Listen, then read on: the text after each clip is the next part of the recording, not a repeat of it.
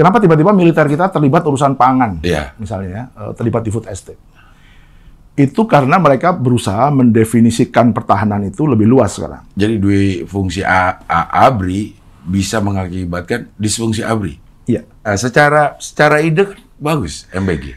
Iya, tapi ide MBG ini dengan cara seperti ini jadi nggak bagus. Ini pasti seperti halnya semua proyek-proyek yang lain ya, umurnya ya sekuat duitnya aja.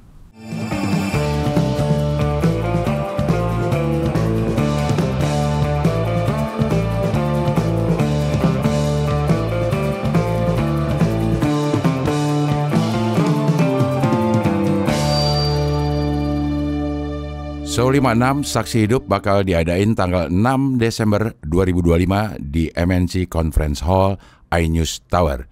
Tiket bisa dibeli di motikdong.com. Udah nih? Oke, sekarang kita wawancara sama Dandi Laksono. Makasih Dan udah datang ke sini. Siap, Jeng. Iya. Lo lulusan hubungan internasional, sama nih gue juga nih. Sama-sama HI kita ya. Sama-sama HI, tapi waktu pertama kali gue masuk HI, dosen tuh gue tuh ngomong hati-hati jadi anak HI. Karena nanti kayaknya lo nggak akan peduli sama politik dalam negeri. Oke. Tapi kayaknya lo berbeda deh. Sama aja. Hah? Gak peduli juga? Gak peduli aja nulis riset Indonesia gimana ya? Ya dulu malah ada seniorku yang bilang, aku tanya kan, waktu begitu masuk semester 3 kan kita udah, waktu sebelum masuk kan kita imajinasinya jadi diplomat ya. Betul. Minum-minum wine, sambil table manner, asik. Keluar negeri jalan-jalan, udah kayak orang bener lah pokoknya. Begitu 1 semester, 2 semester, semester 3, apaan sih ini kuliah? Ternyata semua ya. Sama. Terus setelah itu udah makin tahu. Ini kan kita sama-sama angkatan zaman Orde Baru kan ya. Betul, ya. Terus aku tanya ke senior, kenapa nggak mau jadi diplomat? Males lah, gue nggak mau bohong buat Soeharto. Iya. Karena emang dulu diplomasi kita tuh beneran untuk cuci piring rezim Soeharto. Iya. Dia bikin masalah di Timor Leste, bikin masalah di Aceh, bikin masalah di Papua. Iya. Isu kasus pelanggaran HAM segala macam itu diplomat kita yang sibuk. Iya. Yang bikin jorok jenderal-jenderalnya Soeharto gitu. Iya. Sipil-sipil diplomatnya disuruh bohong-bohong di luar negeri gitu kan. Ngapain gitu, kita juga nggak tahu. Gitu. Tapi kan sebenarnya memang dasarnya politik luar negeri adalah mewakili kepentingan nasional kita supaya bisa didengar sama kalau kepentingan nasional, ini kok kepentingan rezim kok? Nggak nah, Cing. Kalau kepentingan kekuasaan, tapi yang bayarin pajak rakyat. Gitu. Tapi bungkusnya kepentingan nasional, padahal ini sama sekali nggak ada hubungannya dengan kepentingan nasional. Kepentingan memperkaya diri sebuah rezim saat itu. Tapi lu udah sadar pada saat kuliah itu? Iya, mulai masuk Persma segala macam di semester 3 itu udah mulai gabung dengan Pers Mahasiswa. Udah mulai baca bukunya Suwogi. Sudah mulai baca bukunya Teori Pembangunan Dunia Ketiganya Arif Budiman. Catatan harian demonstrannya Suwogi gitu kan, mulai baca Pram.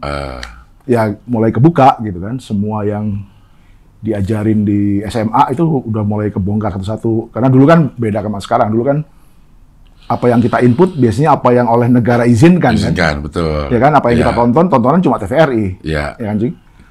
Radio juga terbatas gitu kan. Kalau kita mau dengerin radio yang agak-agak subversif, ABC, BBC, ya kan, curi-curi denger. Tapi kalau kita pakai standar saluran umum, ya pengetahuan kita juga apa yang dianggap legal.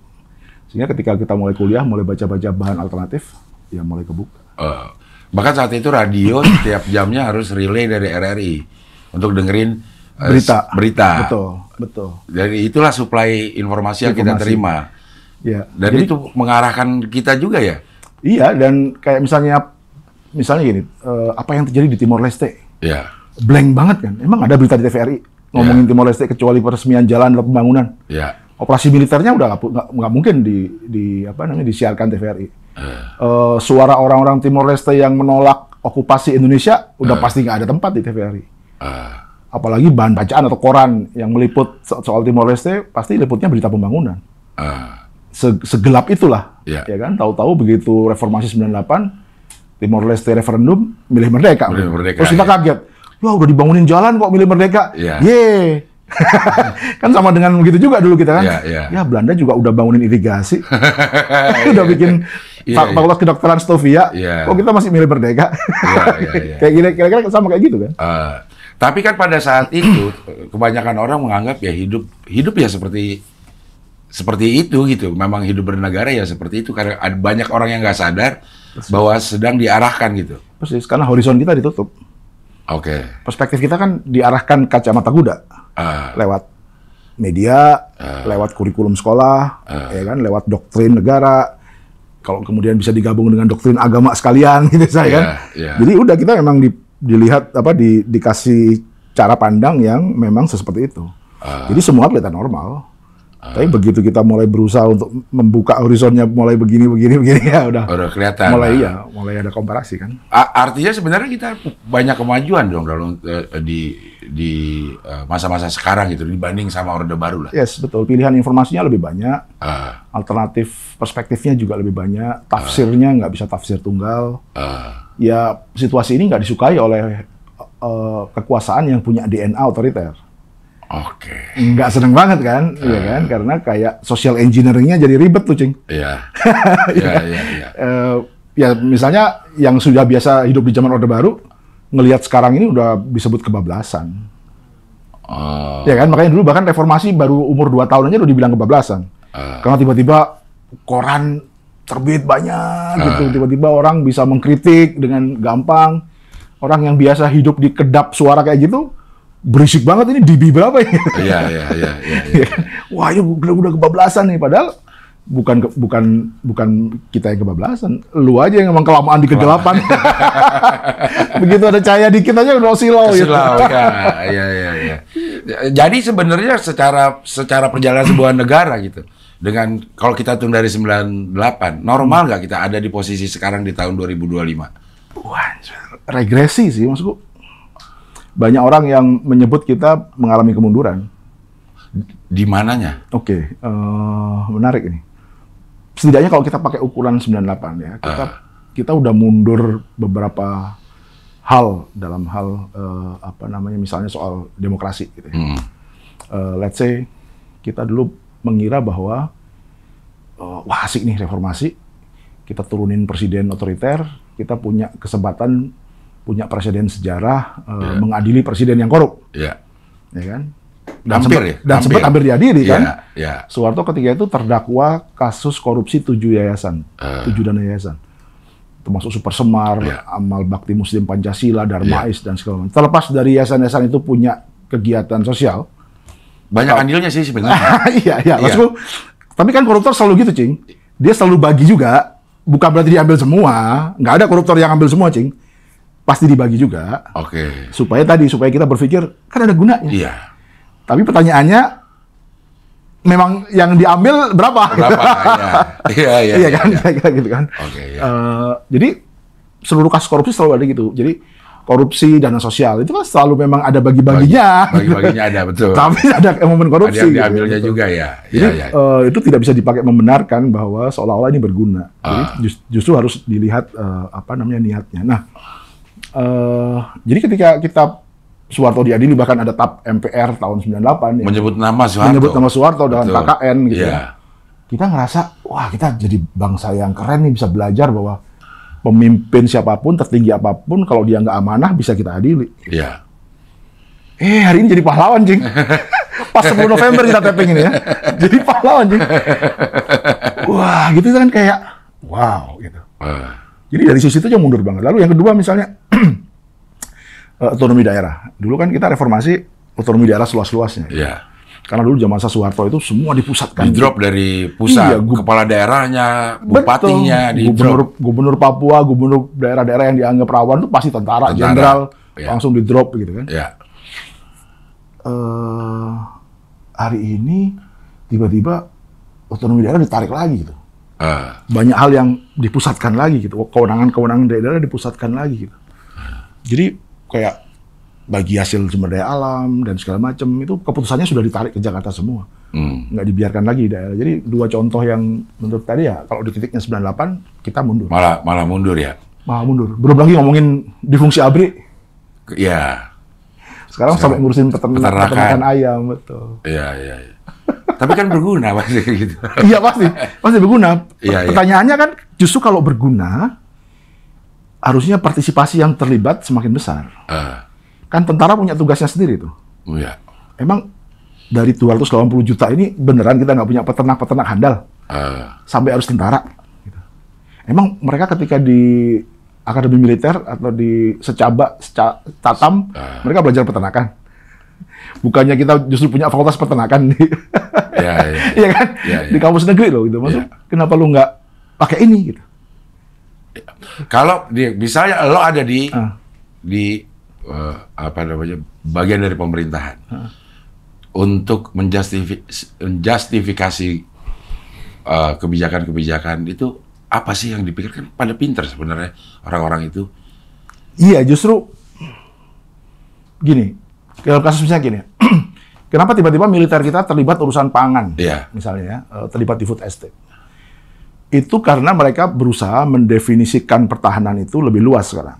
Jadi defense itu juga urusan food security. Jadi bahkan ada teman-teman yang sering ngeledekin gitu ya, mentang-mentang ada istilah security dalam food security, seolah-olah itu bagian urusan pentung-pentungan. Gitu. Food security ini kan securing food, gitu ya. Ketahanan pangan lah. Ketahanan betul. Ketahanan itu ya ketahanan, bukan berarti defense, bukan berarti defense dalam artian militer gitu. Tapi kemudian mereka ini berdalih, misalnya Menteri Pertahanan kita itu ya, pernah saya baca paparannya, dia bilang ya masa depan itu perang juga bisa di pangan. Iya. Siapa yang nggak tahu dulu perang Vietnam, Amerika nyebarin Agent Orange, ya kan, ngeracunin padi-padinya Vietcong supaya gagal panen. Atau siapa yang nggak tahu bahwa perang juga bisa, bahkan Romawi dulu ngeracunin air. Tapi kan bukan berarti semua sektor itu harus tentara yang pegang gitu. Iya kan? Maksudku, kalau benar perang itu bisa nyabotase pangan, dengan alasan itu kemudian tentara bisa terlibat, ya semua jadi vital dong. Harusnya PLN di root-nya tentara. Yang pegang internet, Komdigi, ya harusnya tentara. Karena begitu perang, internet vital banget. Gitu kan? Urusan pengairan, semua PDAM di Indonesia kalau perlu ya Kodem yang pegang. Apa iya lu beneran mau begitu? Ya udah kalau itu bubarin semua sekolah dan kampus, jadiin akademi militer semua gitu. Itu udah sekalian, jangan tanggung-tanggung, karena ketika perang kita butuh beras, butuh air, butuh internet, butuh listrik, butuh semen. Betul. Iya juga ya. Ya kan bukan itu definisi pertahanannya. Justru malah sebaliknya, Cing. Doktrin kita itu kan Sishankam Rata ya, sistem pertahanan keamanan rakyat semesta. Itu kan idealnya adalah ketika terjadi sesuatu, semua elemen masyarakat kita itu bisa jadi bahan pertahanan, ya kan? Itu artinya tentara nggak boleh punya sentimen negatif di masyarakat. Dia harusnya ada di barak memang, supaya tidak punya gesekan sehari-hari dengan masyarakat. Karena ketika mereka punya tabungan sentimen negatif dengan masyarakat, gesekan sehari-hari, ketika perang, mereka jadi pihak yang berbeda nih. Kayak kasus Irak misalnya. Irak itu ketika Amerika ngantem Saddam Hussein, rejim Saddam Hussein, rakyat dan pejuang-pejuangnya nunggu dulu, cuy. Nunggu hancur dulu nih pasukannya Saddam Hussein. Setelah hancur, baru mereka bikin kantong-kantong gerilya ngelawan Amerika. Karena dia nggak mau bantuin Saddam yang juga represif ke mereka. Gitu. Nah ini kalau misalnya ada gesekan tentara dengan peternak ayam, ada gesekan tentara dengan petani sehari-hari, begitu perang apa yang terjadi kira-kira? Ada tabungan sentimen negatif itu. Makanya itu yang membuat tentara itu juga diisolir di barak supaya dia nggak punya tabungan konflik dengan rakyat sehari-hari. Udah ada polisi, ya polisi kan memang keamanan sehari-hari, betul. Tapi begitu perang itu kita harus punya common enemy. Nah kalau sekarang saya petani punya masalah dengan tentara, peternak ayam punya masalah dengan tentara, warung Tegal punya masalah dengan tentara gara-gara MBG, atau supplier sayur di pasar induk gitu. Begitu perang kan kita nggak punya common enemy, lu juga enemy gua. Kira-kira dan itu kan bertentangan dengan tadi sinar. Yang kedua ini yang lebih fatal. Bayangin kalau depo-depo logistik itu menjadi fasilitas militer, dijaga tentara, dikelola tentara. Begitu perang beneran, dia legit sebagai sasaran militer. Jadi food estate bisa diserang, persis, bisa dibom. Persis, food estate di Merauke 2 juta hektar itu yang sedang dibangun, pengeringan padinya dan segala macam. Itu bisa target militer, sah sebagai target militer. Karena emang beneran dijaga tentara, dikelola tentara, yang bajak sawah tentara. Kalimantan Tengah, Gunung Mas, Pulang Pisau. Dan dianggap itu sebagai fasilitas militer. Persis. Sehingga justru rentan gitu. Saya nggak ngerti belajar pertahanan dari mana. Nah iya maksudnya, kan jenderal-jenderal kita pintar gitu, maksudnya nggak? Mudah-mudahan. Maksudnya apa nggak pernah ada diskusi yang seperti inilah gitu misalnya? Saya nggak ngerti dengan siapa aja diskusinya dan kenapa kayak nggak ngelihat horizon yang lebih luas gitu. Dugaan saya sih karena memang ini didrive oleh kepentingan. Jadi didrive oleh kepentingan. Jadi horizonnya rente. Iya, itu yang terburuk. Tapi bahkan kepentingan sekedar misalnya begini. Wah, selama reformasi ini polisi yang dapat privilege. Memang ada kayak gitu? Misalnya nih, Cing. Misalnya oke ya. Kita udah kelamaan puasa nih. Gitu. Iya. Boleh lah kita juga dibagi nih. Pegang-pegang food estate kayak, pegang-pegang MBG kayak, pegang-pegang peternakan kayak, pegang-pegang farmasi kayak. Itu kan berarti sudah nggak melihat lagi fungsi dia sebagai pertahanan. Dan ini yang dikritik Munir dulu. Dari dulu dikritik Munir. Almarhum dengan keras ya, tentara profesional tuh ya udah makin ditinggalkan konsepnya gitu. Jadi sebenarnya kita ngomong begini justru karena kita sayang dengan tentara yang profesional. Kan? Betul. Ya. Kita nggak mau tentara kita ketika dibutuhkan malah disfungsi. Karena selama masa damai dia bukannya mengasah kekuatan pertahanannya, malah sibuk urusin hal-hal yang bisa diurusin oleh semua orang. Dia kan harusnya warga negara istimewa ya. Iya. Punya hak monopoli kekerasan, betul. Punya hak memonopoli alat perang. Iya. Ya, tapi ya tadi yang semua orang nggak bisa, yang dia yang punya akses, ya udah kuasain aja. Jadi dua fungsi ABRI bisa mengakibatkan disfungsi ABRI. Iya. Karena makin banyak hal yang diurus dan di luar kompetensi mereka. Iya. Separuh orang BGN kan jenderal. Iya. Nah ini bisa terjadi kalau kita aja bisa 98 masyarakatnya pada sadar semua, walaupun mungkin dengan cara-cara yang bermacam-macam gitu pemantiknya. Sekarang kan katanya orang lebih sadar nih, masyarakat lebih sadar. Kalau kita maulah sedikit introspeksi, masyarakat harus gimana supaya negara nggak begini gitu. Apa yang harus kita lakukan gitu? Ya sebenarnya kegiatan-kegiatan penyadaran juga harus makin dikencengin sih. Maksudku kita harus sharing informasi. Walaupun juga itu nggak mudah karena juga distorsinya juga banyak kan. Dibanjiri dengan buzzer dan segala macam itu juga mereka nggak diem gitu ya. Tapi nggak ada cara lain memang ini pertukaran informasi harus dikencengin gitu loh. Nggak apa-apa, nggak harus setuju. Yang penting dibuka aja semua sekat-sekatnya supaya kita sama-sama bisa ngintip perspektifnya gitu kan. Kayak misalnya tadi, kenapa sih tiba-tiba pertahanan harus ngomongin soal food estate? Ya aku harus ngintip kan, apa sih latar belakang. Oh mereka membayangkan kalau perang itu sekarang perangnya sudah nggak konvensional gitu kan, tembak-tembakan tapi sudah nyabot pangan dan segala macam. Iya, justru karena itu ayo semua terlibat gitu, jangan tentara doang gitu, karena banyak yang lebih expert ngurusin itu gitu. Lagi pula juga secara global misalnya kemarin lihat Iran sama Israel serang-serangan, itu udah teknologi semua yang main, iya kan? Iya kan, udah yang satu ngirim misil, yang satu diblokir pakai Iron Dome segala macam gitu udah. Sementara kita banyak-banyakin Komcat, Babinsa, nambah batalion pembangunan, orang gitu, yang dibanyakin tuh orang gitu. Kasarnya infanteri lah. Zaman perang cyber, zaman perang misil, interkontinental, balistik misil dan segala macam, kita ngebanyakin personil sampai 1 juta tambahannya. Tapi memang rasio secara normal, rasio tentara sama jumlah penduduk itu ada standarnya sebenarnya. Saya nggak tahu, tapi kalau polisi ada. Oh, kalau polisi ada. Kalau tentara saya pikir saya nggak tahu, mungkin ada, tapi polisi yang pasti ada. Memang ada rasionya karena itu berkaitan dengan crowd control, bagaimana handling dan segala macam. Tapi kalau tentara aku nggak yakin, walaupun tentara kita banyak, kalau lawan Israel, iya sih. atau lawan Singapura gitu, iya kan, pangkalan militernya di mana-mana gitu misalnya. Jadi di perang sekarang dengan teknologi seperti ini mungkin personil nggak doesn't matter. Gitu. Iya, Yang matters adalah teknologi. Iya. Tapi kan kalau di sekarang ya, dan menurut gua kan ini kan semua yang ada di elit-elit itu semua terpilih dari proses demokrasi. Kita yang milih. Terus apakah kita punya andil salah juga untuk memilih mereka, atau kita sebenarnya nggak sadar juga seperti Orde Baru diarahkan untuk milih mereka gitu, atau gimana ya? Saya cenderung yang kedua sih. Kan demokrasi itu kan prosedurnya. Ya. Kan demokrasi ada dua, prosedur sama esensinya kan. Oke. Ya kan, yang selama ini kita anggap demokratis hanya prosedur. Karena yang penting ada pemilu, ada prosesnya, pencalonan dan segala macam. Iya. Yang beneran dikerjain adalah prosesnya. Oke. Kayak misalnya Gibran kan terpilih. Iya, Gibran terpilih, tapi bagaimana ceritanya Gibran ada di surat suara? Iya. Itu soal lain gitu.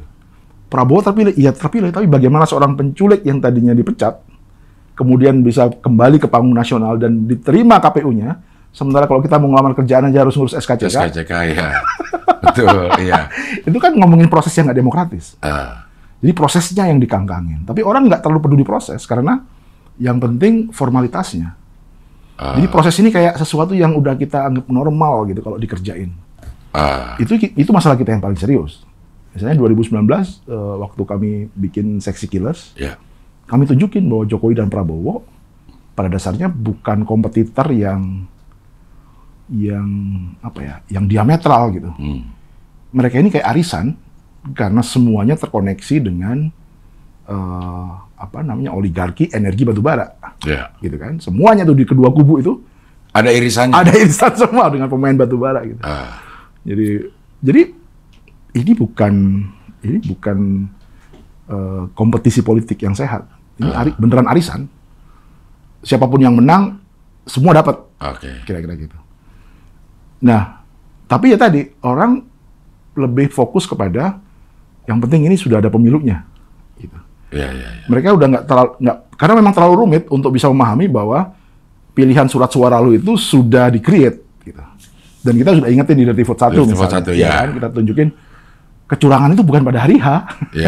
Jauh sebelumnya. Jauh sebelumnya udah dicuning, semua udah dicuning, bansos dan segala macam itu dicuning.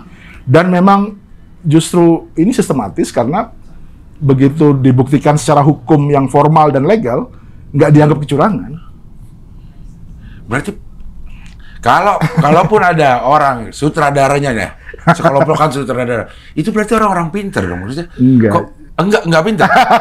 Ya mungkin karena duduk lebih lama untuk melihat bahan dan riset.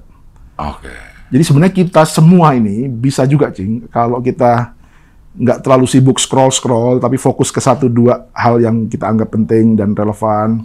Kita duduk manis, ngelihat agak berjarak dikit, ya. Nggak usah terlalu FOMO, nggak usah terlalu ngejar tren dan segala macam. Kita bisa dapat tuh. Bisa dapat benang merah untuk menggabungkan, fenomena ini terkait dengan ini. Pada dasarnya semua orang sekarang dengan teknologi dan akses informasi sekarang bisa melakukan itu. Nah, kami kebetulan karena memang bagian dari pekerjaan sebagai jurnalis, sebagai filmmaker, ya kita harus selalu lihat bahan riset gitu. Ya harus ngumpulin bahan. Jadi, ibaratnya ngelihat lagi clipping yang kemarin gitu. Berita 3 hari lalu berkaitan dengan berita bulan lalu. Ketekunan merangkai itu aja sebenarnya, karena semua bahan sebenarnya terbuka. Kan hampir nggak ada yang beneran hidden information gitu di Dirty Vote 1 kan. Semua pernah ada di media. Cuma dinarasikan dengan connecting the dots. Connectingnya, Yes, itu yang memberikan makna baru. Artinya sebenarnya skenario kehidupan politiknya juga sebenarnya udah diskenarioin ya? Terbuka, dan sebenarnya terbuka. Cuma karena tadi kita nggak pernah punya waktu, masyarakat kita juga saya bisa paham semuanya juga orang butuh hidup, butuh nyari nafkah. Nggak mungkin kita 24 jam mikirin politik. Misalnya. Ya kita berpartisipasi sebagai warga negara sesempatnya atau semungkin dengan irisan kehidupan kita sehari-hari. Misalnya. Itu tadi karena kebetulan pekerjaan saya jurnalis, ya ngurusin yang begituan, kira-kira gitu. Tapi ya nggak apa-apa, orang-orang yang punya pekerjaan itu kalau ngerjain PR-nya, kita juga akan baik-baik saja, nggak harus semua orang. Tapi sekarang dengan akses informasi seperti sekarang, sebenarnya semua orang bisa punya tools yang sama. Ya kan? Podcaster kayak Cing Abdel juga bisa kalau mau duduk agak sedikit, misalnya lihat kecenderungan tren segala macam, bisa gitu. Mau ekonomi, mau keuangan, mau apapun gitu. Ngelihat bagaimana nanti pola baca polisi 5 tahun lagi gimana sih? Itu kalau kita tekun mau duduk, kelihatan gitu. Dengan data yang sekarang ada. Dengan data yang sekarang ada. Kita bisa prediksi arahnya ya, kemana. Betul, kita bisa lihat. Dirty Vote 2 kan sebenarnya itu. Oke. Kita udah bisa melihat apa yang terjadi dengan geopolitik. Kenapa bermain dengan Trump dan Jinping sekaligus? Kenapa masuk ke BRICS gitu? Apa hubungannya dengan Danantara? Apa hubungannya dengan PSN? Tarik semua mundur. Apa itu Koperasi Merah Putih? Bagaimana bagaimana MBG dan segala macam. Itu terjelaskan gitu, connecting the dots-nya. Tapi ya tadi memang perlu sering-sering duduk hening kira-kira gitu. Baca lagi, ngelihat gitu datanya gitu. Sambil pakai. Tapi lo juga masih sempat main gitar. Gue lihatin main gitarnya jago banget. Anjir apa? Iya, gitu. Iseng-iseng aja. Tapi emang pemain band? Iya dulu. Kapan sempat main band ya, kayak gue lihat itu. Ya, orang sibuk banget nih. Orang Jawa Timur tuh, Cing, angkatan 90-80-an. Itu wajib. Bisa main gitar apa tidak? Kalau Jawa Timur. Iya. Ya dulu kan memang era-era rock lah ya. Itu kan tahun-tahun itu kan. Ya. Dan ya ibu kotanya kan di Jawa Timur. Oke. Kalau Lok Selebor gitu. Aku ikut festival Lok Selebor itu. Oh, itu juga 93. Itu pencapaian yang oke itu udah. Bisa ikut di festival Lok Selebor ya. Iya. Jadi waktu itu barengannya Bumerang waktu itu namanya masih Los Angeles, LA. Los Angeles, malaikat tersesat. Oh, Losnya pakai T? Iya, Los Angeles. Iya. Gokil juga Bumerang ya. Itu Bumerang gitu. Satu jurinya aku masih ingat tuh, Bang Doni Fata. Basis God Bless. God Bless, iya. Karena memang lagu wajibnya God Bless ketika itu. Lagu wajibnya harus God Bless, terus Iya. sama Bang Iye kalau nggak salah waktu itu, jurinya. Iya. Oh, berarti lagu-lagu rock apa ininya? Preferensi main musiknya? Ya zaman itu ya God Bless.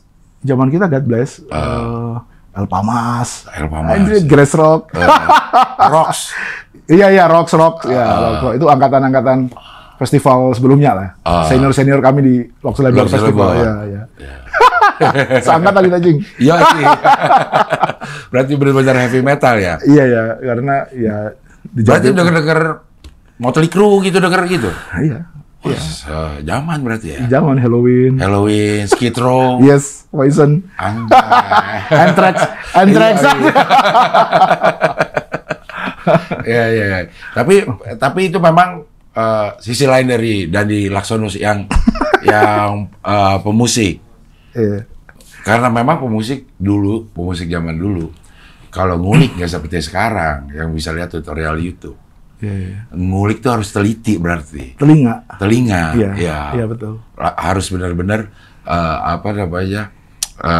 konsentrasi. Betul. Dan dulu ngulik modalnya harus dua. Satu, pendengaran yang baik. Ya tentu berkaitan dengan stereo yang baik sih. Iya. Kalau kompo yang baik, kompo ya. Yang kedua sebenarnya kalau ngerti skillnya. Jadi kan dulu itu kalau lihat permainan dulu nggak serumit sekarang sih. Memang sekarang rumit sih. Malah sekarang rumit. Nggak ngejar. Kalau misalnya mau serius di penguasaan instrumental ya. Jadi kalau virtuoso sekarang itu menurutku lebih rumit. Ya kalau misalnya gitaris tuh Guthrie Govan. Wah anjir, tahun-tahun 80-90 kita nggak kebayang ada orang bisa main gitar kayak Guthrie Govan gitu. Ya Ingwi itu udah dewa lah, ya kan? Steve Vai, Joe Satriani itu udah dewa lah ya. G3 itu kalau nggak salah. Iya.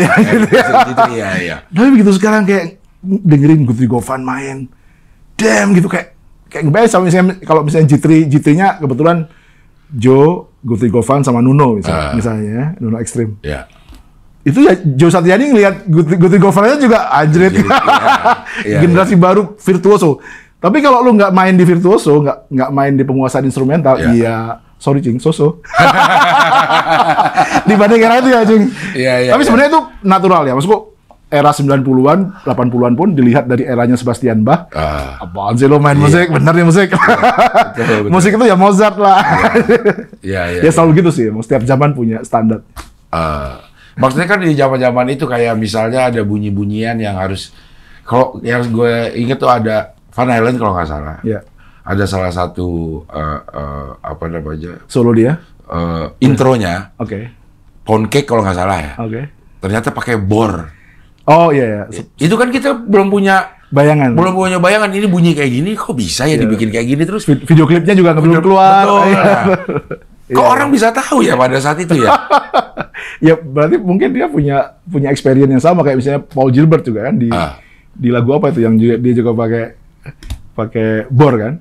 Itu Paul Gilbert pakai itu kan? Pakai Mr. Big ya? Iya, Mr. pakai itu. Ya, tapi ya ketika MTV keluar, itu. Oh iya. Dulu kan MTV kan? Iya. Anak nongkrong MTV. Iya. Tapi akhirnya terjelaskan juga kenapa lo bisa ngulik dengan detail, karena memang terbiasa mungkin kebiasaan dari bermusik, ngulik detail sampai menggunakan kebiasaan itu sama pekerjaan yang sekarang, nguliknya itu harus detail, harus banyak mendengar kayak gitu. Pengaruh gak sih sebenarnya? Mungkin juga ada kecenderungan OCD juga mungkin. Mungkin ya. Iya. Kalau iya memang kayak ada ya mungkin karena didikan dulu ya. Aku kan produk wartawan jadul ya. Iya. Yang urusan titik koma itu jadi isu banget gitu. Iya. Nggak boleh kita typo gitu, harus rapi gitu. Kalau sekarang kan sudah SDH aja udah dianggap oke lah. Oke, ya. Dulu nggak bisa, sudah ya SUDAH. Jadi kebiasaan-kebiasaan gitu tuh kayak memang jadi terinternalisasi kan, jadi kayak gatel aja gitu kalau melihat ada sesuatu yang kayak kurang fit gitu di tempatnya gitu, kayak termasuk tadi soal data gitu, walaupun sudah jelas itu tapi kayak nggak bisa nih, kita harus bangun argumennya dari sini supaya karena nggak semua orang bisa langsung baca data ini, itu yang bikin Dirty Foot 2 jadi 4 jam. Lama ya. Karena kita emang harus bangun argumennya harus runut banget gitu. Iya. Ya menabrak kenormalan di YouTube lah. Orang YouTube bilang 30 menit udah cukup kalau YouTube. Dirty Foot lu bikin 4 jam karena memang nggak bisa diringkesin lagi. Iya, yang pertama memang kita mau bahas yang kompleks banget. Kita nggak mau sesuatu yang orang sudah sehari-hari tahu. Iya. Ya kan? Jadi kita mau bahas semuanya lah kira-kira gitu. Mau ambisinya segede itu. Lalu yang kedua, sekarang mau 30 menit atau mau 1 jam, pokoknya kalau udah lebih dari 15 menit udah dianggap panjang. Iya. Ya kan? Jadi nggak ada gunanya juga kita mau mendek-mendekin sesuatu yang memang sudah intrinsik panjang gitu ya. Yang normal ya TikTok atau Reels. Di luar itu udah pasti dianggap panjang gitu. Tapi kan kita juga berpikir bahwa kalau kita berusaha untuk sama dengan yang lain, kita jadi nggak punya uniqueness. Betul. Ya kan, jadi nggak standing gitu, jadi nggak standing up gitu ininya. Jadi ya udah, kita pede aja dengan durasi 4 jam. Yang penting orang, secara umum orang kan melihat Dirty Foot 2 4 jam itu bukan kepanjangan yang buang-buang waktu, tapi orang menyesalkan kenapa nggak lu potong-potong gitu. Ya. Jadi sebenarnya semuanya penting, tapi coba strateginya lu potong-potong. Part 1, part 2, part 3, persis, part 4. Tuh. Gitu. Nah, kami selalu punya pengalaman, kalau series seperti itu, rame di part 1 doang. Orang belum tentu nonton di part selanjutnya. Ya. Makanya kami desain ini memang tidak untuk ditonton sekali duduk. Ya kasarnya kalau kami sering ngomong tuh, lu punya waktu 4 tahun lah untuk nonton Dirty Foot. Ya. Santai sampai aja. 2029. Ya, lu santai aja sambil besok lu cicil 20 menit besok. Iya. Nggak apa-apa. Gitu. Tapi objektifnya apa di Dirty Foot yang ini nih? Memang benar-benar membuat partisipasi kita sebagai masyarakat sipil untuk membuat kita lebih sehat, lebih melek, sehingga ntar 2029 yang tadi dibilang demokrasi bukan sekedar formalitasnya aja, tapi prosesnya bisa kita awasi juga gitu. Betul. Jadi niatnya mudah-mudahan sampai itu, niatnya itu dan mudah-mudahan niat itu sampai. Ya kita pengen sebenarnya bahkan beyond dari urusan pemilu ya. Karena pemilu itu cuma satu langkah kecil buat mendapatkan kekuasaan. Yang paling kita soroti di Dirty Foot 2 justru setelah kekuasaan lu dapat, lu mau ngapain dengan kekuasaan itu? Itu yang lebih sehari-hari. Pemilu itu 5 tahun sekali. Gitu. Tapi apa yang terjadi dengan kehidupan kita sehari-hari? Kenapa tiba-tiba kita punya presiden baru, tahu-tahu mau dinaikin PPN 12%? Punya presiden baru, tahu-tahu tabungan kita yang 3 bulan idle diblokir. Ya kan? Jadi hal-hal yang berkaitan kita dengan kehidupan sehari-hari itu terkait dengan kekuasaan. Kita mau tunjukin bahwa harga cabai, harga gas LPG itu politik.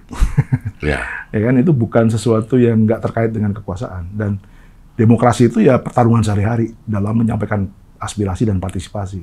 Demokrasi itu bukan 5 tahun sekali. Gitu. Jadi bukan berarti setelah lu katakanlah lu kemarin milih Prabowo. Bukan berarti selama 5 tahun lu anggap tugas lu sebagai warga negara udah selesai. Ya. Atau baru nanti dipanggil lagi untuk masuk bilik suara 5 tahun lagi. Enggak, walaupun lu milih Prabowo, lu tetap boleh keras gitu. Apalagi yang nggak milih. Iya kan, karena itu kehidupan kita sehari-hari. Gitu. Betul, ya.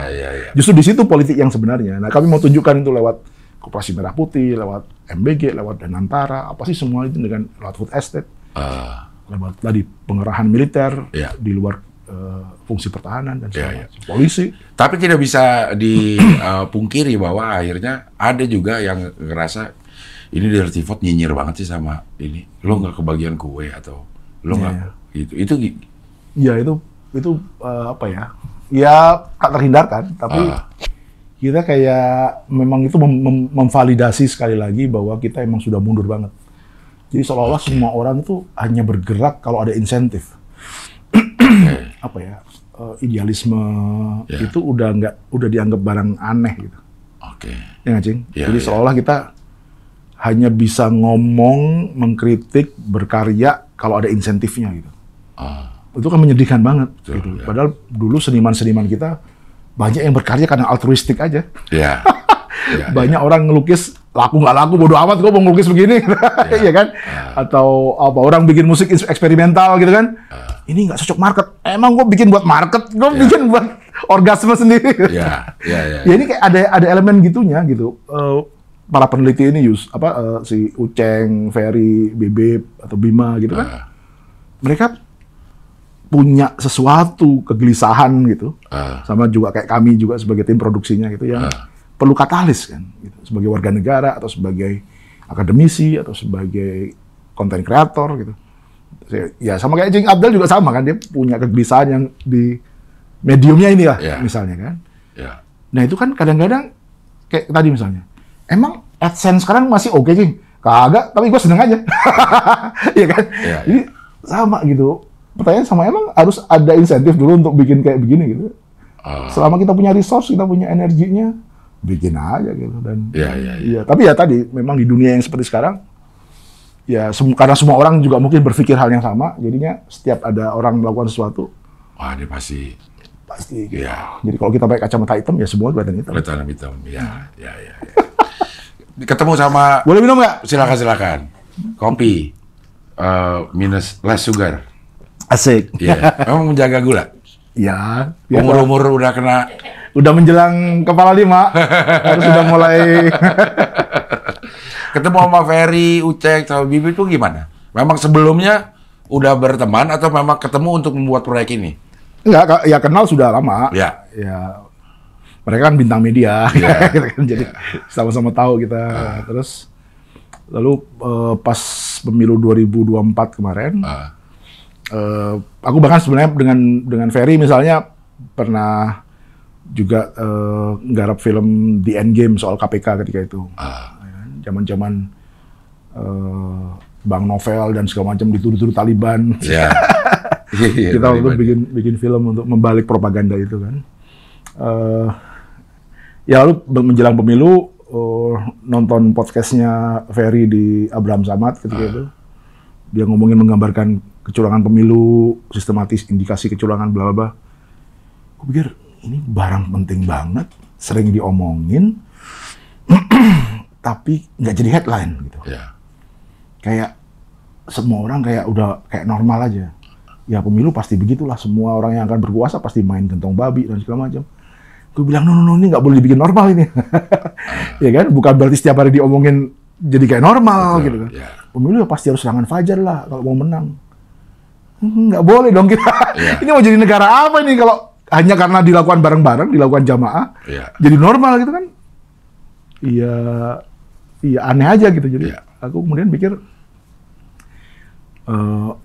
boleh aku lihat bahan risetnya gitu. kayaknya aku mau filmin aja sekalian gitu. Jangan cuma habis di podcast gitu. Karena ya tadi karena semua orang bikin podcast jadi average kan, Cing. Iya. Nggak jadi uniqueness. Tidak ada uniknya. Iya, betul. Jadi kita bikin film, presentasinya kita kemas ulang supaya dia punya uniqueness baru. Materi yang sama. Tapi kita retouch. Nah udah, akhirnya tadinya Ferry Tok tuh, Ferry Dong. Ferry sendirian. Oke. Presentasi kayak filmnya Al Gore, Inconvenient Truth gitu, atau kayak TED Talks. Iya. TEDx. Iya, TEDx ya. Kasih layar belakang, suruh presentasi, kasih lampu gelap, didramatisasi lah lightingnya gitu. Tapi lama-lama, wah ini kalau materinya sebanyak ini satu orang, mungkin orang Indonesia nggak punya daya tahan nontonnya. Iya. Oke. Perlu ada karakter-karakter baru yang akan saling menguatkan gitu. Oh, tapi belum terproduksi itu Ferry sendiri. Oh, oke. Belum sempat terproduksi itu. Oke, ya. Sudah itu ya udah akhirnya aku tanya teman-teman termasuk Ferry sendiri, kayaknya kita perlu masukkan ahli hukum tata negara lain. Oh ya, Bibip aja. Oh ya udah, aku langsung setuju. Oh ya udah, masuk udah. Masuk Bibip, terus Mas Farid Gaban ngusulin lagi. Masukin Uceng juga deh. Bacanaan kami. Dia UGM. Masalahnya dari UGM, biar orang UGM nyesain. Yang bikin masalah orang UGM, jadi biar orang UGM nyesain. Ya udah akhirnya Uceng masuk gitu kan. Ya udah bertiga dan wah udah keren banget menurutku, mereka saling komplementer. Iya. Dan pada saat bikin itu memang akan bikin sequelnya kedua? Enggak. Oh enggak? Enggak lah. Yang kedua ini memang jalan dan kayaknya harus bikin yang kedua nih. Iya, karena ngelihat setelah setahun kita ngelihat ternyata rejim yang legitimasinya rendah ini dia butuh resource gede ya untuk nutup kelemahan ini ya. Karena rezim yang legitimasinya rendah kan premis kita kan dia ngerasa insecure. Karena dia ngerasa insecure dia perlu memperkuat. Ya kan semuanya kan, polisi, tentara diperkuat, kue politik dibagi-bagi, menteri dibengkakin, gitu, relawan di mana-mana, wakil menteri jadi 2 gitu. Wah ini menggunakan pajak kita nih. Gitu. Jadi karena dia lemah secara politik, ya karena naiknya nggak bener tadi, pakai Dirty Vote 1 sebagai premis awal, karena dia legitimasinya rendah, dia pakai ini sumber daya kita nih untuk memperkuat otak dan ongkos politik mereka. Gitu. Jadi ini di luar soal kompetisi, persaingan orang sakit hati dan segala macam. Ini kita sebagai taxpayer aja gitu. Lu nggak perlu jadi pendukung Anies atau pendukung Ganjar gitu untuk melihat ini sebagai sebuah wrongdoing. Lu cukup ngerasa, gila pajak gua dibakar buat MBG 300 triliun setahun, sementara kita punya banyak isu lain gitu. Dan lagian juga by konsep, itu kan kayak, jadi lu belanja 300 triliun untuk ngasih ikan gitu, bukannya ngasih kail. Iya kan?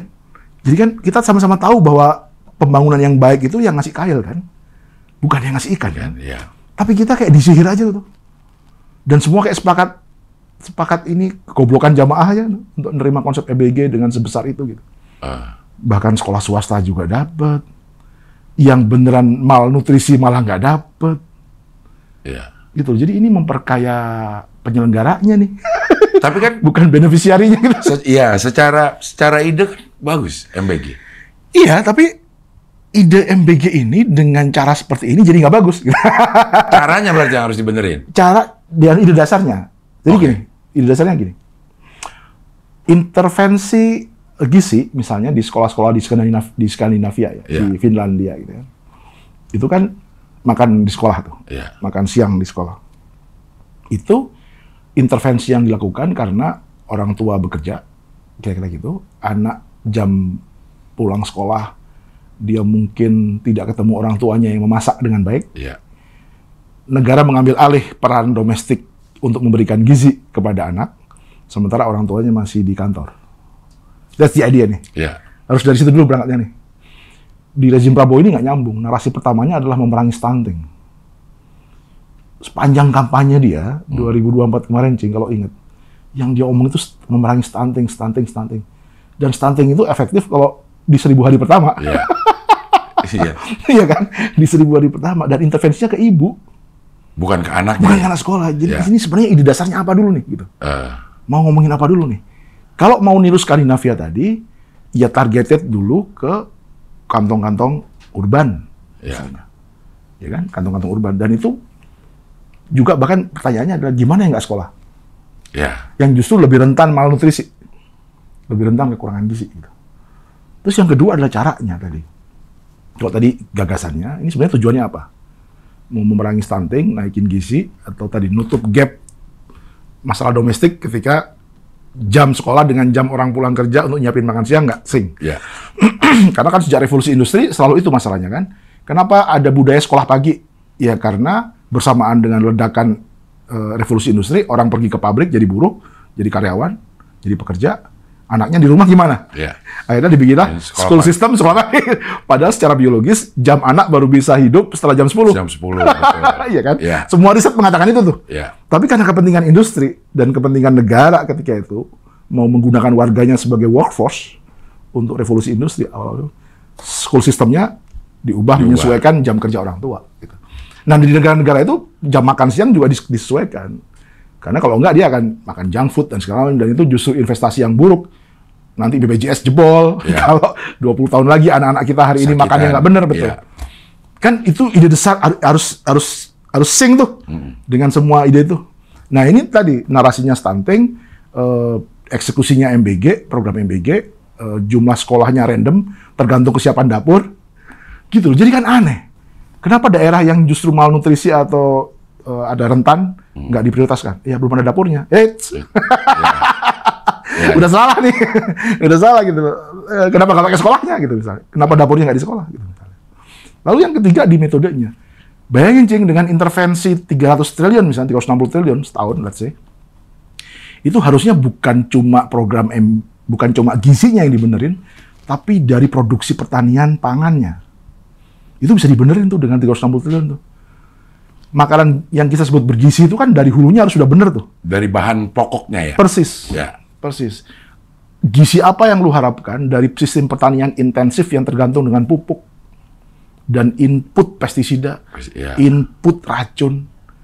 Apa yang lu harapkan dengan bergizi? Bergizi itu nggak kan cuma sayuran, klorofil, hijau. Ya. Kan nggak cuma itu. Sayurannya gimana nih? Iya, lu berani nggak trace back ini sayuran? Kalau cuma bergizinya ukurannya sayuran lawan ultra processed food. Ya, come on. kayak ini kan ilmu gizi dasar banget gitu kan, ini cetek-cetekan gitu kan.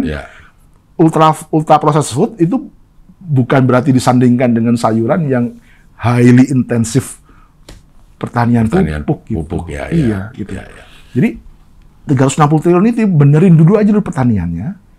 Ya kan, membenahi daerah resapan air, daerah tangkapan air dan segala macam, sehingga tutupan tutupannya dibenerin.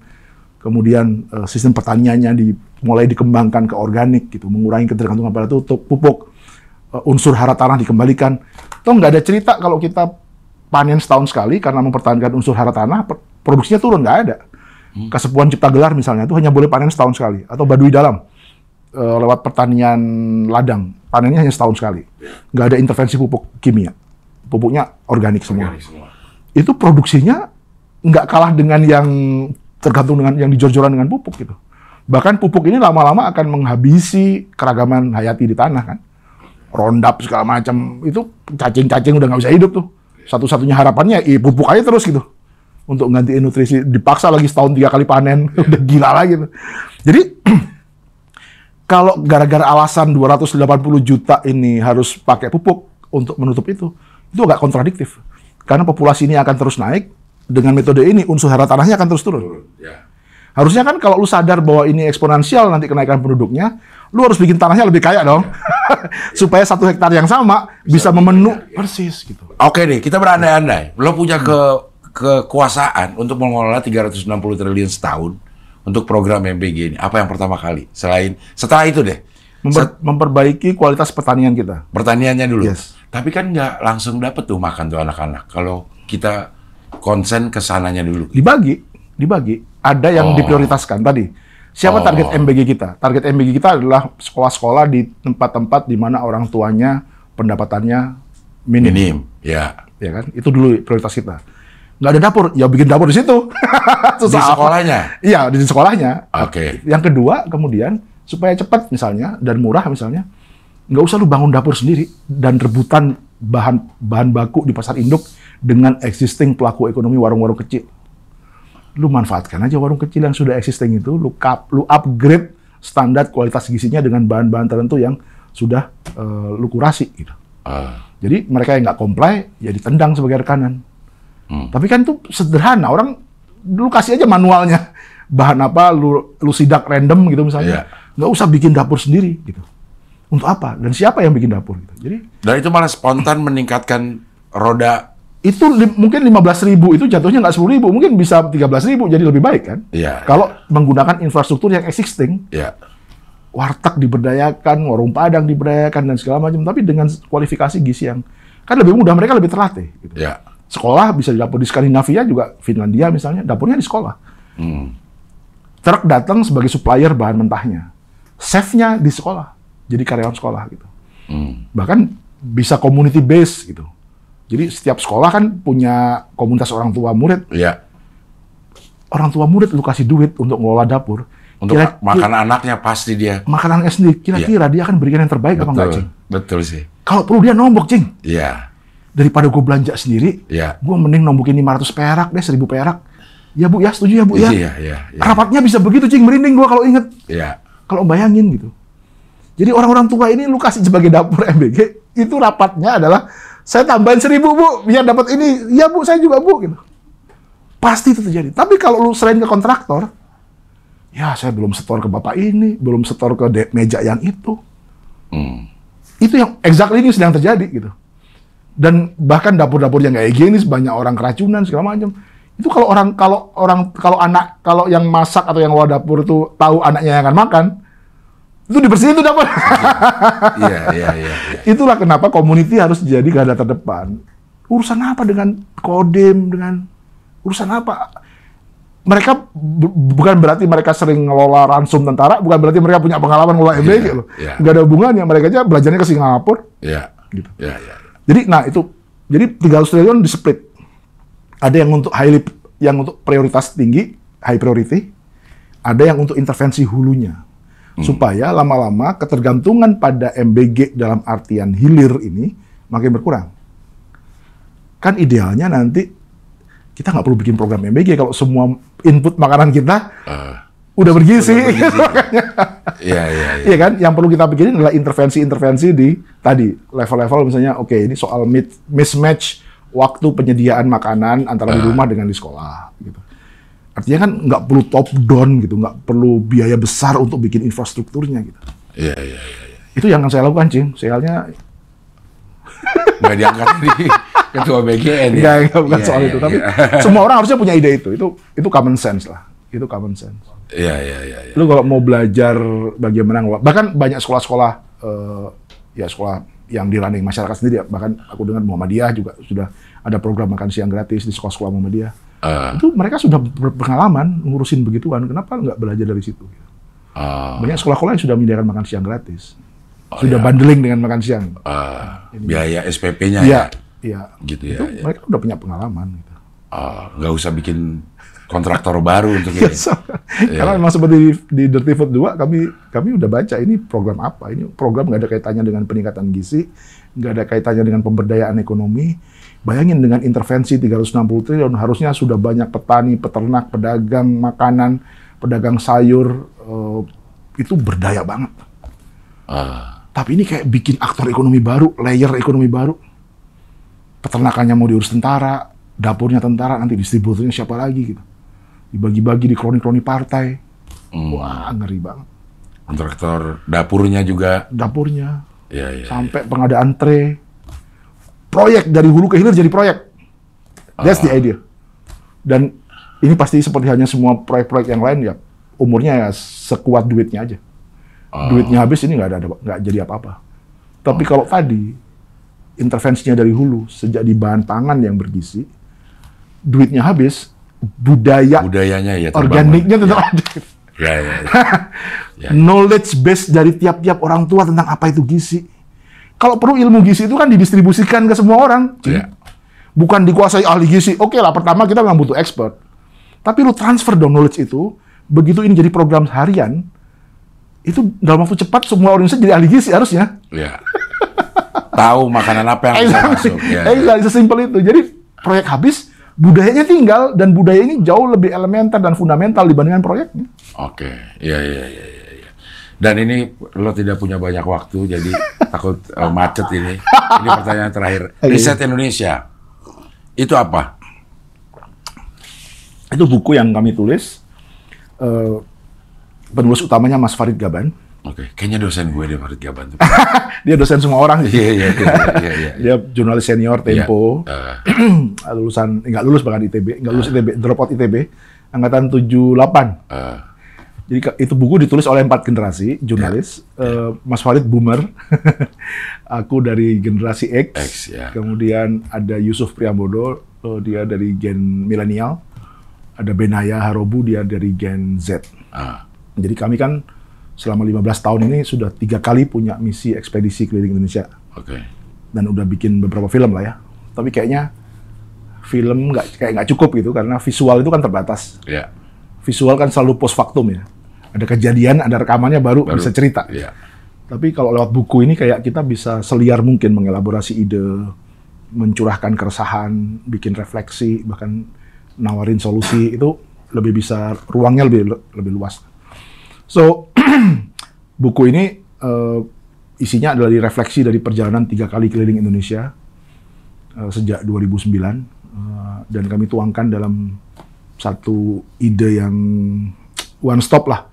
Apa sih masalah krusial di Indonesia yang dialami, nggak cuma kita yang tinggal di kota, tapi bahkan yang di ujung Pulau Miangas, di Rote, di ujung aspal Sota, di Merauke sana, atau di pojokan Kiluan sana di Lampung, gitu. Itu apa sih masalah umum yang terjadi, lalu bisa nggak gini kita benerin, kalau bisa kita benerin kita mulai dari mana, gitu. Tapi karena kita menyimpulkan ini sangat kompleks, kesimpulan kita Indonesia nggak bisa dibenerin. Kecuali? Tapi harus di-riset. Oke. Riset itu kan kita konotasinya sekarang tuh kembali ke kesetaraan pabrik. Iya, atau menambahkan program-program baru. Oke. Tapi bener, kita bahkan nggak perlu nambah program misalnya. Kembali ke ide dasar saja, kenapa alasan negara ini ada, itu juga udah keren gitu. Kayak misalnya gini, ekonomi kita itu dalam imajinasi founding fathers kita kayak Bung Hatta, ya basisnya koperasi. Bukan private sector kayak begini. Bahkan BUMN pun di private sectorin gitu. Ini Jakarta aja PDAM-nya mau dijadiin PT. Mau ada saham swastanya gitu. Jadi kita kembali ke setelan pabrik, itu adalah ekonomi kita tuh harusnya soko gurunya itu tulang punggungnya koperasi gitu. Tapi kan nggak pernah diajarin. Koperasi itu sebatas simpan pinjam, koperasi siswa, beli seragam, gitu kan. Bukan pengorganisasiannya, Cing, yang diajarin gitu. Jadi udah pokoknya duduk manis terima SHU. Itu aja pengetahuan kita soal koperasi itu. Bahkan sekarang udah buruk lagi citra koperasi, rentenir lah. Iya kan? Berkedok koperasi. Untuk penggadaian. Iya betul. Diperburuk lagi, ada koperasi merah putih namanya. Gimana ceritanya koperasi belum dibikin udah punya utang? Disuruh utang ke bank 3 miliar lewat Himbara gitu. Jadi nggak begini yang diajarin Bung Hatta, dan nggak begini yang berlaku di banyak negara koperasi-koperasi yang sukses gitu. Memang ada negara yang pakai koperasi untuk membangun ekonominya. Persis, itu masalah kita terbesar. Kita itu mengira negara-negara kapitalis itu ekonominya murni private sector. Enggak. Enggak. Amerika yang kita sebut katakanlah ibu kota kapitalisme global. Itu petani-petaninya berkoperasi semua. Jadi kita ngeliat New York-nya sih ya. Iya, dan come on, itu kan kecil banget gitu. Iya. Jadi kita kayak ngeliat, oke, kita impor kedelai dari Amerika. Kita tuh berurusan dengan koperasi dengan Amerika itu. Bukan semata-mata cuma kadinnya, kita tuh berurusan dengan koperasi. Petani-petani kacang di Amerika, petani susu, petani daging, itu berkoperasi semua, mereka koperasi semua. Negara-negara Singapura lah, ada retail besar di Singapura, Fair Press. Itu kayak supermarket gede di Singapura. Itu koperasi. Pemiliknya koperasi gitu. Jaringan berita dunia APTN. Newswire International, koperasi. Jadi kita ini memang belajar ekonominya udah dicekokin salah sejak awal gitu. Padahal doktrin kita gotong royongan lah, musyawarah mufakat. Jadi narasinya indah-indah, tapi begitu prakteknya, ya kita diajak untuk masuk ke kapitalisme yang paling jorok. Gitu. Semua private sector, dan kalau private sector ya udah mencari profit jadi sah kan. Nggak ada lagi tuh value tentang social responsibility. Bahkan CSR pun dipelintir cuma charity bagi-bagi sembako gitu. Padahal social responsibility, corporate social responsibility itu bagaimana lu menjalankan bisnis etik kan. Iya kan? Social responsibility. Jadi walaupun lu sudah legal dan clear dengan negara, tapi dengan sosial belum tentu loh. Dan di situ lu ngomongin bisnis etik gitu. Bisa nggak lu bisnis air minum dengan ngambil sumber punya warga? Bukan berarti bisa nih gua ambil, nanti setelah untung gua bagi-bagi sembako ke warga. Ya, itu sih bukan CSR. Company juga melakukan itu. Oke, ini benar-benaran terakhir. Benar-benaran terakhir. Karena sering melihat ketidakberesan lo, menurut lo masih ada harapan nggak? Banyak. Masih banyak harapan. Harapannya masih ada? Iya. New hope. New hope, ya betul. Tapi gambarnya Jokowi nggak? Nggak. Cover time ya. Cover time. Yang pertama, ada kecenderungan global, anak-anak Gen Z ini berbagi keresahan yang sama. Anak-anak Gen Z di Nepal, di Sri Lanka, di Prancis, itu berbagi keresahan di banyak tempat ya. Thailand, bahkan anak-anak Gen Z-nya bikin partai baru. Ya kan? Hong Kong ketika itu Payung Kuning. Kita kan juga ada partai Gen Z. Persis. Jadi kemarin yang sejak 2019 reformasi di korupsi, 2020 Omnibus Law, kemudian Garuda Biru, Indonesia Gelap, sampai per Agustus, itu tingkat partisipasi orang makin besar. Lokasinya makin meluas. Jadi walaupun seolah nggak ngaruh, itu anggota DPR naik lagi tuh, misalnya kan, seolah-olah begitu, itu satu hal yang konyol dan layak kita kata-katain terus. Tapi fakta yang lain adalah di setiap gerakan ini eskalasinya bertambah. Jadi kalau pemerintah atau rezim ini berpikir nangkepin aktivis sampai ribuan orang ditangkepin dan segala macam, sekarang akan membuat gerakan berikutnya nggak gede, lu salah. Sepanjang sejarah, makin lu tangkepin, makin banyak keluarga yang kecewa. Sesimpel itu. Tadinya keluarga itu mungkin netral, begitu anaknya digebukin, orang tuanya jadi jadi sebel-sebelnya lu sama anak lu digebukin orang, Cing. Itu kita nggak mungkin marahnya cuma ke anak. Kita jauh lebih marah kepada orang yang gebukin. Itu udah rumus simpel itu. Jadi jangan dikira teror-teror yang digencarkan ke aktivis-aktivis atau orang-orang yang turun ke jalan kemarin sekarang mungkin akan reda, sementara orang akan sedikit ketakutan, biasa lah ya. Respon orang ditangkap itu pasti mundur dulu. Tapi sepanjang sejarah peradaban kita, makin direpresi, itu pasti akan gelombangnya makin gede. Itu kayak kita nahan air aja. Memang, ketika lu tahan, ya energinya akan terkumpul aja. Seberapa kuat lu nahan ini, gitu kan. Soeharto udah membuktikan, semua pemimpin-pemimpin otoriter di seluruh dunia sudah membuktikan, soal waktu, gitu. Nggak ada orang yang berpikir tahun 97 gitu, bahwa Soeharto beberapa bulan lagi akan jatuh. Dia masih menang pemilu, Harmoko masih pidato mencalonkan Soeharto kembali di MPR. Masyarakat gitu masih mempercayai. Persis, seolah-olah ini Ratu Adil akan hidup selamanya. Jatuh dalam hitungan bulan gitu. Jadi api dalam sekam yang begini-begini ini di sepanjang sejarah ya selalu ada potensi untuk besar lagi. Jadi itu bikin saya optimistis bahwa kita mungkin kita akan lebih lambat dibanding Nepal. Tapi ya mungkin setiap karakter budaya juga akan menemukan caranya sendiri sih untuk ya dulu juga Filipina kan yang pertama ya people power kalau ngomong di konteks ASEAN gitu ya. Yang non violence ya. Kalau referensi yang lain kan Kuba itu revolusi yang berdarah ya.